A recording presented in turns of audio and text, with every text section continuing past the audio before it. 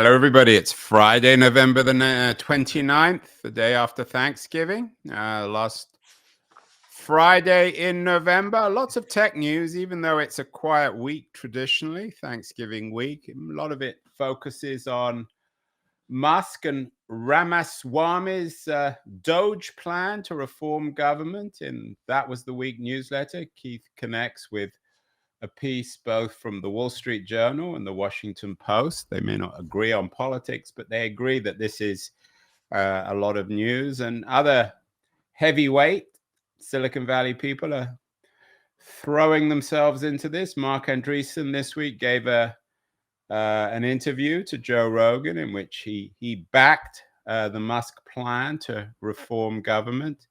And that's the focus of Keith's newsletter this week: modernization, regulation, and costs, culture wars, Silicon Valley and Washington, D.C. In the editorial, Keith is, and I have to admit, I was a little surprised on this, slightly ambivalent. I would have thought, Keith, you'd have rather liked the idea of Musk and Ramaswamy and Andreessen going into D.C. and cleaning all the inefficiencies up. What's the problem with him?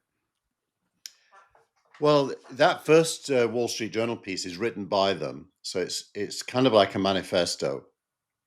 And what it does is it says three things. Firstly, that there are lots of bureaucrats who've been there for decades, unelected, effectively deciding policy through choosing what to implement and what not to implement, and many of them have got to go. I don't really disagree with that. There's probably a lot of truth, and there's lots of scope for getting rid of a lot of the permanent civil service. The second thing they say is that government procurement is out of control, and that most of the money spent on behalf of the citizens is not coming directly from law that Congress passed, and that a lot of it could go as well. And then the third thing they say is that there are too many regulations standing in the way of just getting stuff done.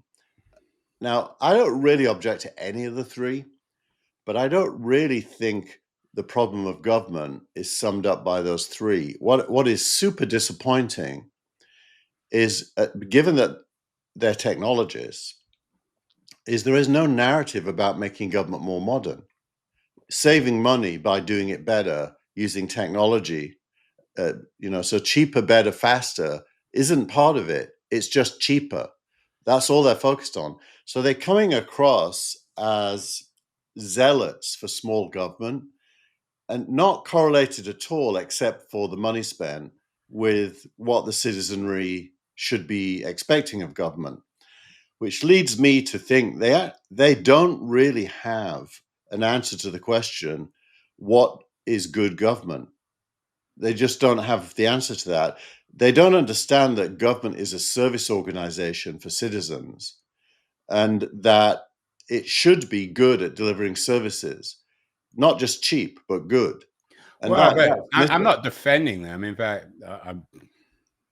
I'm not sympathetic to what they're saying in any way, but I don't think they just miss this, Keith. They just don't like government. They think all government's bad. So your editorial is very interesting. You talk about government as a service to the people. It sounds like a term being used in a business plan to raise some money. What exactly in your mind is government as a service, and how could technology be used? Well, for me, government is the end result of citizens deciding what needs to be provided to all of us by the people we elect and the taxes we pay. So good government is government that aligns with the customer need. And in the case of government, the customers are us. And the services they provide are everything from rules of the road, education, which is a local matter in America, criminal law, everything that if you to reduce it down to one word, it's society. Government produces society, and we live in that society, and we expect it to deliver. So we want the DMV to be a good experience. We want the emergency room in the hospital to be a good experience. We want education to be a good experience, and so on and so forth. So you can deliver any service in millions of different ways, some of them super inefficient. And I don't disagree with Musk and Ramaswamy that that is the case. But your goal is to be a good service provider to your customer, which is us. Yeah, it's interesting. I wonder, think about this out loud, whether one of the ironies of this is the Republicans are leading on using technology to undermine government. But actually, one of the consequences is that they open intellectually the Pandora's box of how technology can make government better. And it will enable progressives like Tim O'Reilly and so many others who want to use government as a service in the way you're talking about. So, as so often, it's the Republicans who are leading the way, but the Democrats should, and I think inevitably will, have their own plans on this. Well, I think the Democrats focus a lot on policy and not very much on delivery. I think there's a huge separation between a policy wonk and an operational delivery mindset. And that most politicians are not, and certainly bureaucrats, civil servants, they're not technical enough to be product managers. And what the government really needs is a product manager delivery mindset whose goal is good service at low But cost. people like Tim O'Reilly understand that. There are a lot of people who sort of move on the escalator between Northern California and Washington D.C. who get it. I wonder whether, what's his name, the transportation secretary would be on board for this. Buttigieg, who of course Yeah. is one of the smarter people in the Biden administration, a McKinsey person, whether he would certainly understand these issues. You would think so. I mean, he was in charge of transport, wasn't he? Or was it energy or transport? He was in charge of transport. I mean, it does Yeah. open up, I think, an interesting opportunity for a government as a service, to borrow your language, modernizer, to run. Because as we think about 2028, most of the people we still talking about as potential Democratic nominees are still very traditional politicians. And I'm Yeah. not sure whether a traditional politician is able to even conceive of this language. Well, Musk is coming across as a kind of a greedy billionaire that doesn't want his taxes Yeah, and he's not paid. running. I mean, let's be clear. Musk is not president, so he's been appointed by the president. So it's a different thing. Yeah, exactly right. But you're right. I mean, Buttigieg does seem to have a brain that cares about things like this, but I don't think he has the ability to execute a plan or even know what the plan should be. Just take the difference between long distance trucks and Uber. How good is Uber at knowing where a car is and whether it's going to get to you versus FedEx? You have no clue what time they're going to show up. Well, you do. I mean, in defense of FedEx, they certainly have a better clue than the post service, the post office, where Yeah, well, they're all not only do you not know when it's going to show up, you don't know if it's going to show up. right. They're all terrible, Andrew. Well, Because they're not that. I'm not a big fan. I think FedEx is pretty good, actually. They give you a window and they always show up. I've had windows quite often where they don't show up, and but I don't. It's not a big point, so let's not go down a rat hole. But I think the bigger point is an incredibly important one, and I think this is where innovation.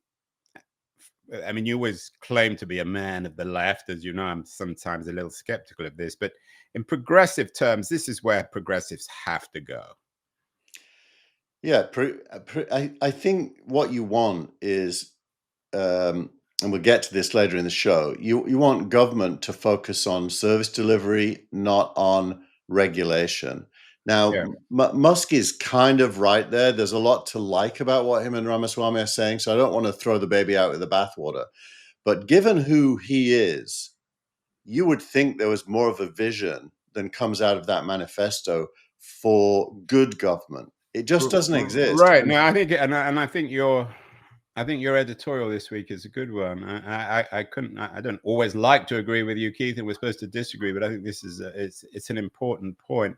I wonder also, just again thinking out loud, whether there'll be cracks within the Trump administration, because Musk and Ramaswamy, I mean, they are in their own way libertarians, but they're not against government. They just don't want to do away with it. And some of Trump's appointments are so ludicrous. He's clearly appointing people who are by definition incompetent, so the government will just fall to pieces. And I'm guessing that neither Musk nor Ramaswamy would celebrate that, where entire government departments would just collapse. Yeah. Well, there's this word in Silicon Valley which comes to the crux of this culture war comment, which is creative destruction. What I'm seeing so far is destructive destruction, not creative destruction, because the creative bit is missing. What do you want to replace it with? Is not even a question. But at least the conversation's starting. And now I wouldn't say impressed, but I'm struck by the fact that Andreessen is also throwing his metaphorical hat into this, aggressively supporting what Musk is doing at Doge. Is this the first time, Keith, and you're a long-time observer, is this the first time that serious Silicon Valley values, or what you might think of as culture, has come to Washington, D.C.? I can't remember a previous time, so probably, yeah. So it's a big, in its own way, even if this first draft will probably be a farce and a failure like so much else in the Trump administration, it is a big deal. It's significant in historical sense, because I don't see them being able to go back now. I mean, even if this fails miserably, they're forcing the Democrats to respond. The Dems can't just come in and say, well, we're going back to the old 20th century bureaucracy, which everybody knows is inefficient and incompetent and sometimes even corrupt. Yeah, I think that's true. And Serge Solkat, who's watching us, has sent a text saying, "What about Lena Khan?" And your favorite girl, Keith. And well, I mean, it's in a way it's a good question, because she does sum up the Democrats' view of innovation, which is to slow it down. Yeah, or split it up. Exactly. I'll split it up. And there's been a flurry this week of new FTC lawsuits, one against Microsoft, one rumored against Uber, as well as the DOJ thing against Google. And it's going to be interesting to see how the Republicans think about regulating technology companies. I'm not convinced they'll be that much different to her, but we'll see. Well, I don't know. I mean, I can't see people like Andreessen and Musk and Ramaswamy. They may not like Google, but they're not going to be able to get away with breaking up companies and punishing companies they don't like and then promoting their own. It would be so obviously corrupt. I think the Democrats are doing themselves a profound disservice by using these last few weeks to throw as much at the wall when it comes to regulation, because first, it doesn't make any difference in the long term. And secondly, as you say, it reflects them as a reactionary party, a party of the previous century, a party who just doesn't get it, that they don't understand that something has profoundly changed. But that isn't something to be mourned. It's something to be celebrated and used creatively. Yeah. And I do think, despite my editorial, this is a moment to open up that conversation. That's why I didn't just say yes, because it's easy to say yes to the Musk stuff because a lot of it is common sense, but it isn't enough. The thinking hasn't gone far enough, and it needs to keep happening. Yeah, and I think it's going to be one of the more interesting aspects of the Trump administration. A lot of people expect Trump and Musk to have a big fight, which wouldn't surprise me, but in the first year, it'd be interesting to see what gets done, whether it'll be like the wall in the first administration, a lot of talk, but nothing happens. Meanwhile, what about on the AI front? You link to something that Mark Benioff published in Time, which is, of course, a publication he owns. So in a way, it's his, just as Musk tweets on X. So Benioff writes an editorial in Time about how the rise of new digital workers will lead to an unlimited age. Before we get to Benioff's point about AI, how central do you expect AI to be in this Doge initiative? You'd think that it's not coincidental that AI is changing everything and it will change government.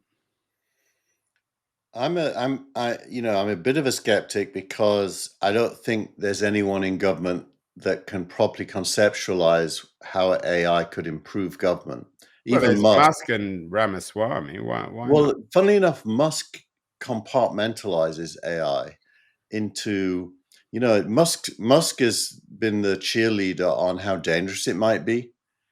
So he's building Grok or XAI.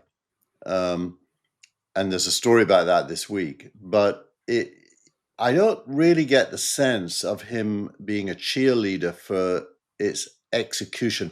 The obvious place would be education, where you could revolutionize teaching and marking. That would be very obvious. Probably diagnostics in health as well. Yeah, but There are- there's a broader. I mean, it seems to me that AI would be, as technology, is the perfect antidote to bureaucratic excess, where it's transparent, where we're not relying on bureaucrats, incompetent bureaucrats, anonymous bureaucrats. The more AI is used in government, the more efficient it becomes. I mean, obviously, there's the critique that AI promotes agendas, classes, genders, skin colors, all the rest of it. We've heard that, and we will continue to hear it. But I would have thought that government is the perfect petri bowl, a laboratory to experiment with AI. Even more specifically in particular branches of government.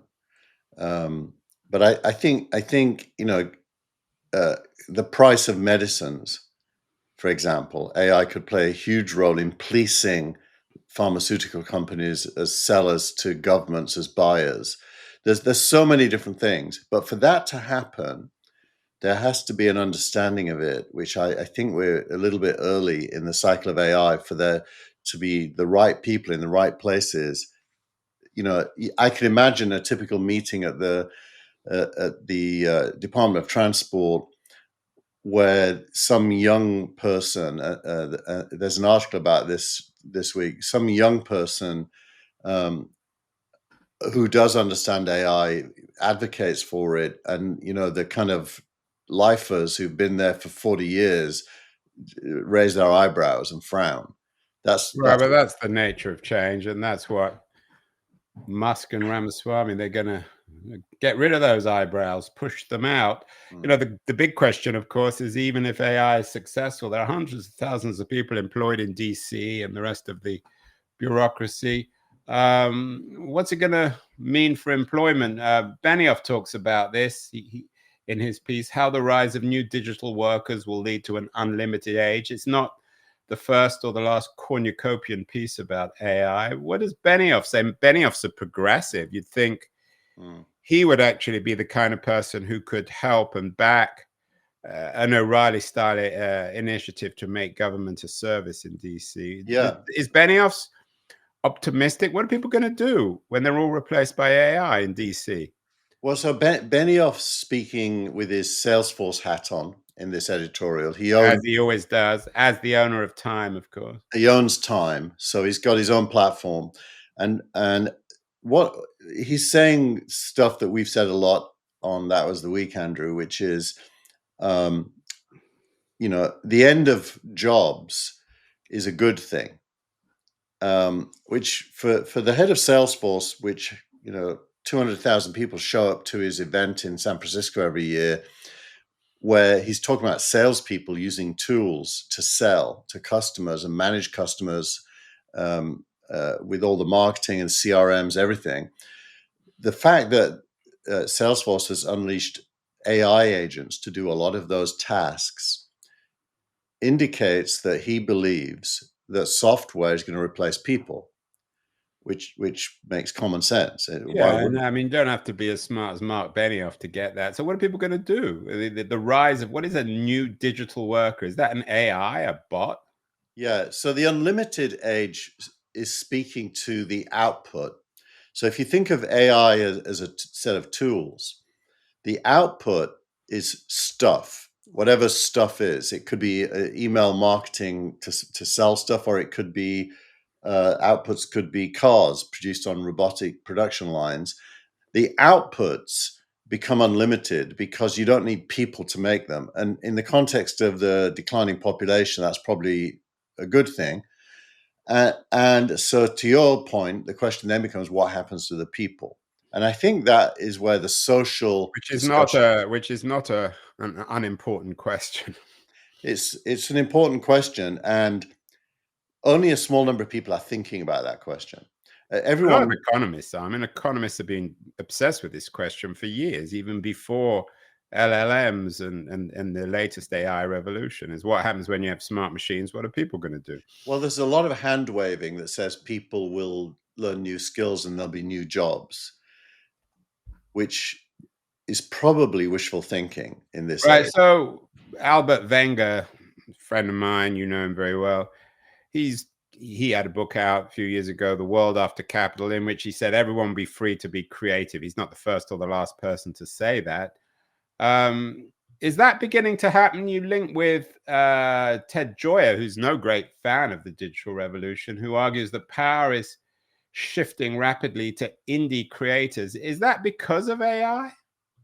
No, I think that's because of digitization in general and the availability of completely inexpensive tools that allow people like you and me to produce the same outputs that in the past would have needed a satellite television station to do. But Keith, I mean, I've written books about this. We've been hearing about this for years, ever since the internet was invented. Power is shifting rapidly to indie creators. I'm surprised that Joyer, who's a skeptic and has been through a number of these cycles, believes this. What's changed then? Why does he believe now when he's always been a critic? I think it's what we talked about last week, Andrew. The catalyst is that Joe Rogan moment in the election when people like Ted began to realize that the world has already changed and that the centers of authority and power are decentralizing down to individual creators with a megaphone. And that leads to a landscape that doesn't look like the old landscape. Yeah, but we've known that for years. I mean, from the blogging revolution onwards. I mean, okay, Don't you Rogan's think slightly different, but it's still a winner-take-all startup entrepreneur kind of economy. He makes a lot of money. Nobody else does. winner takes all is probably a bit too extreme? I think it's plural, winners take all. And there Three, are a lot. not one. Yeah, there's quite a lot of winners. You and me, of course, are completely pissed off Well, because we're losers, Keith. we're You know, losers. Exactly. that's why we're doing this the day after Thanksgiving. When I'm better to do. Yeah, we're totally losers. But that's because we don't care about money, Andrew. We want to be happy. Yeah, maybe we're not even human. Maybe we're AIs. Meanwhile, the traditional creative community concerned with AI is coming out. You link to a piece which references Ben Affleck, who's been rather skeptical and worried about AI from Hollywood. Do you expect, I mean, with Web 2 and even Web 1, the first industries to be radically affected was media. Is that going to happen with AI too, do you think?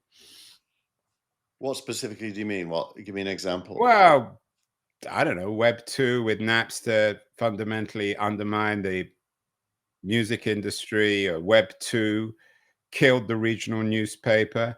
Yeah. Affleck is concerned that AI might kill traditional Hollywood, which for many of us isn't necessarily a bad thing. But do you expect this AI revolution, which is for real? I don't think anyone would deny that.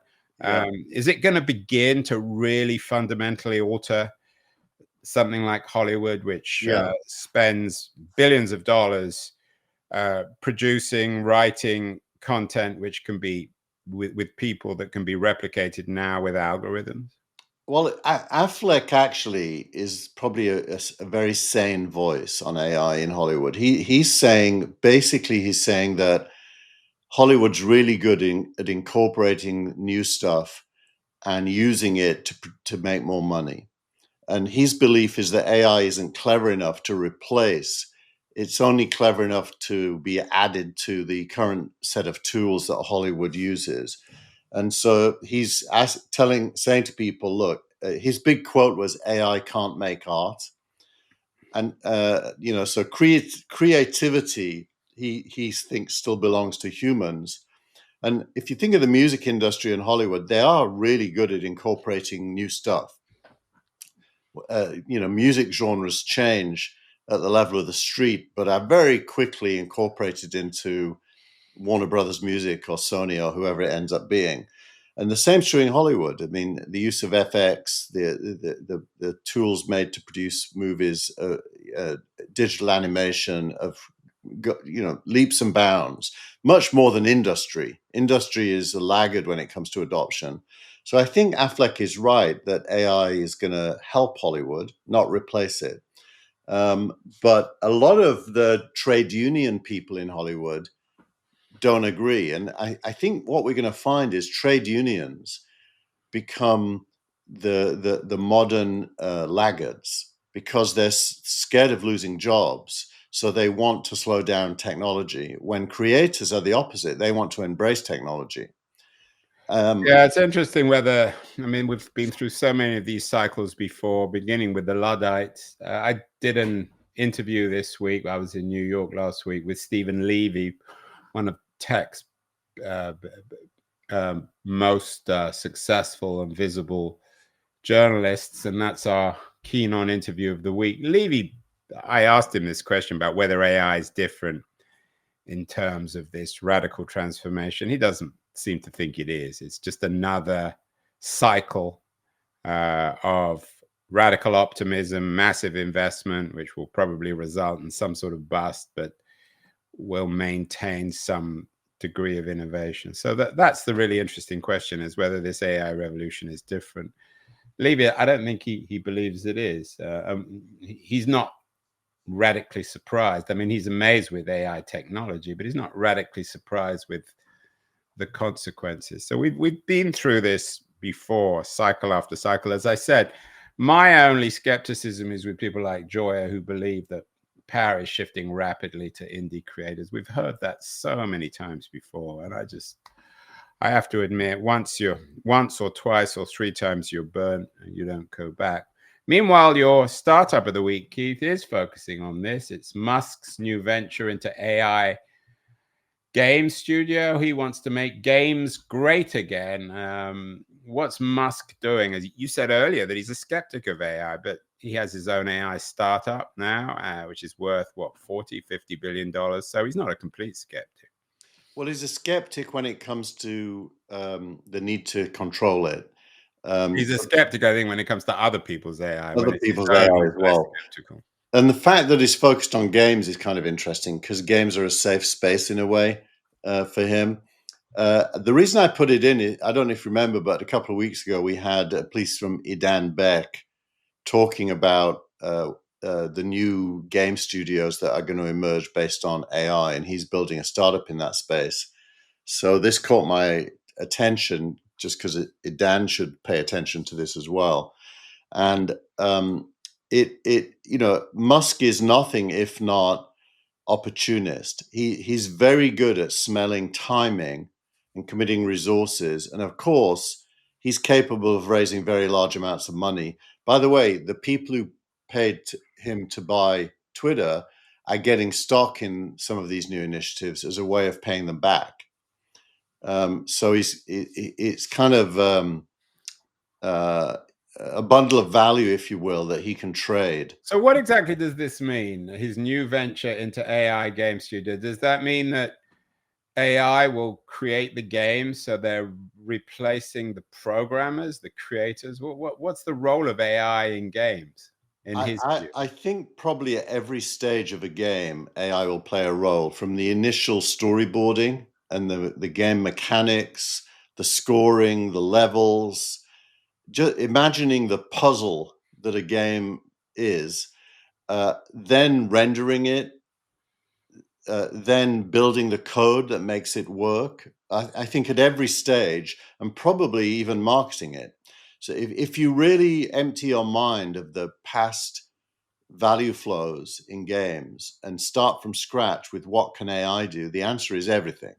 Yeah, I agree. I mean, I'm not a gamer myself, but I can imagine AI in that sense replacing most traditional studios, which I'm sure won't thrill the owners of studios. It'd be interesting to see whether it will have an impact on the kind of games that exist, and whether it will result, like in vinyl, in a renaissance of human created games versus AI ones, and whether anyone will be able to tell the difference.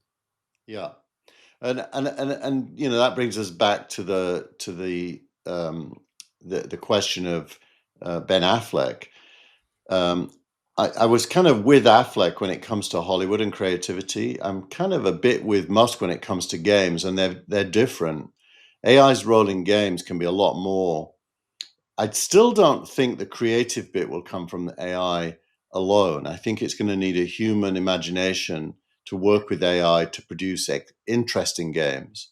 But also, I mean, to come back to Hollywood, I mean, most of the products out of Hollywood are so bad anyway that I don't see how AI can make things worse. I mean, I don't know how many terrible movies your kids drag you to, but most of these monster films and remade monster films are just dreadful. I mean, to me, they should have already been made by AI. They don't have any human qualities at all. So I have to admit, I'm not too worried about Hollywood. There's also a lot of terrible indie movies. I watched the one with Jennifer Aniston, was it, with a daughter and the mum was dying. God, what a terrible movie. But it was an indie movie where AI did nothing. It was all human. Yeah, I think I'd read such bad reviews of that, I chose not to go. Finally, post of the week. You've taken some liberties with this. It's a link from Herbert Hovenkamp, who sounds like an AI, but apparently actually exists. He's a professor at Penn Law School, the Wharton School, and he wrote an interesting piece in the New York Times about breaking up Google would be a big mistake. What does it's his name, Hovenkamp, say? Hovenkamp. He's basically making the point that there's no citizen benefit from breaking up Google, and in fact, quite the contrary, maybe even negative from the US economic point of view. So he's making simple common sense points about the DOJ seeking to break up Google. And the fear is that the DOJ will get away with it because it comes down to a single judge right now. Maybe that will go to the Supreme. Yeah, but it's gonna be so many different hearings and so many different chapters of this that I don't see how they. I mean, your friend, your girlfriend, Lena Khan, is going to be leaving. So once she leaves, well, this is a bit too late for that. Google has been found guilty of having a monopoly in advertising, which by the way is absurd. Anyone who understands the advertising business, you and I have talked about this. but so it really isn't one. But it's been found guilty of being one, and now they're at the remedies stage, and the DOJ is asking for the divesting of Chrome, which is such a marginal and sort of absurd. I mean, if Google really is this dangerous monopoly, I don't understand why Chrome is so central. Plus, it's all premised on someone buying Chrome, and once you take Chrome out of the Google orbit, it doesn't have any value. Well, it Who would becomes want to buy it does have some value, but it's like Firefox. Firefox is smaller than Chrome, but Google pays to have Google advertising in Firefox. But it's like selling off Gmail or something. I don't know what the value of Gmail would be if it's taken out of the Google. Yeah, orbit. I think all of that's true. The only real value at Google is advertising. Everything else is a feature of advertising. Yeah, and you just were saying that Google is not an advertising monopoly, but you and I have talked about this before, whether or not Google is an advertising company. The Google stock doesn't seem to have been impacted, so I'm not sure the markets are too bothered? Well, because it ends up not changing anything. Let's imagine Chrome is sold, someone buys it, and makes $1 billion a year by having a deal with Google, like Apple does. What's changed? Nothing. And I'm not sure what's even changed for Google. Even for Google, nothing's I mean, they changed. just outsource Chrome. Yeah, Who would buy it though? I would if I could. If You I don't have could. $1 billion, but I mean, Musk, Well, no, you'd go and do a Microsoft, deal with Google. Apple, Amazon. The buyer would do a deal. You'd go to Google and say, "Give it to me for nothing. Give me $1 billion, and I'll just keep it running for you." Yeah, that's the kind of backroom deal that, given the visibility of this and the involvement of the Justice Department, that's not going to happen. Well, that's the only deal possible, because Chrome will need a revenue stream from someone, and the obvious people who will give them one is Google. Yeah, it's an absurd decision in an absurd narrative. And meanwhile, they're fighting not just the last war, the war before the last war, because everything's moving on to AI, and Chrome is a traditional browser. So the whole thing is, you couldn't make it up. It's so absurd. Yeah. Well, next up, Microsoft and Uber. The idea that Uber is a monopoly is equally laughable, and Microsoft, there isn't a single business that it isn't competing with other big businesses in. So I don't see it. Well, as you've said before, the difference between the Democrats and the Republicans, the Democrats are still very suspicious of private companies and of the market. And if we're to get to where we began with government as a service, that needs to change. So that's the opportunity and challenge, I think, during the Trump administration, is for the Democrats to catch up and rethink their positions, because clearly it doesn't win at the ballot box, and it's reactionary and absurd. And it leaves a huge space, because I don't know about you, Andrew, I'm not comfortable in a world where the Democrats seem less sane than the Republicans, where the Republicans appear to be the sane ones. That doesn't give me comfort, because we all know the Republicans don't really care about the people. Well, what's going to happen, and we need to end now, I mean, what's going to happen out of this Ramaswamy Musk thing is that government's going to get one way or the other. Traditional government departments are going to get decimated. But what the Democrats need to do is not just come in and say, well, we're going to reinvest in government. It needs to rethink it profoundly. It'd be interesting to see over the years whether this is going to happen, Keith. Yep. Agreed. Well, that was the week. It was an interesting week, even though it was a short week because of Thanksgiving. Happy Thanksgiving, everyone, Keith. And we will be back in the first week of December, the last month of 2024, to talk more tech with Keith Teare, the publisher of That Was the Week newsletter. Keith, have a great week, and we'll talk next week. Will do. Thanks, Andrew. Can I step on the scene? I'm ready to attack.